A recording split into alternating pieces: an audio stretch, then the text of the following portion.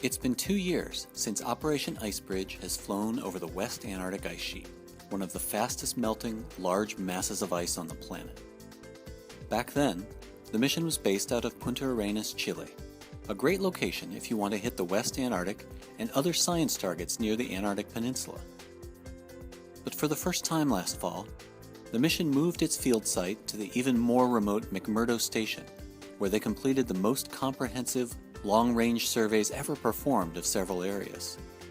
For many on the team, it was a new experience to actually touch down in Antarctica and see firsthand things like Weddell seals basking in the sun, gigantic pressure ridges of sea ice formed by the ice pushing against the coast, the active volcano Mount Erebus, and Scott's cabin with 100-year-old seal flippers mummified by the dry Antarctic air.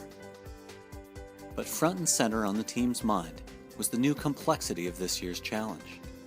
There were new weather patterns to decipher, new training exercises to prepare the pilots for landing on a floating sea ice runway, and a host of new regulations for operating out of McMurdo. Adding to the challenge, a runway that was starting to melt away as the summer approached. Even with these challenges and a shortened schedule, the team was able to measure the sea ice of the Ross Sea, along with land ice on the Saiple coast, the Dome Sea Lake Vostok region, along the Transantarctic Mountains, and over Victoria Land. IceBridge demonstrated it could operate out of this new region, and plans to go back in 2015.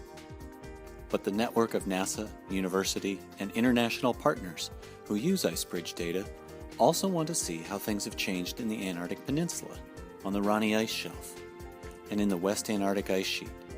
So they're returning to operate out of Punta Arenas, Chile, once again this year.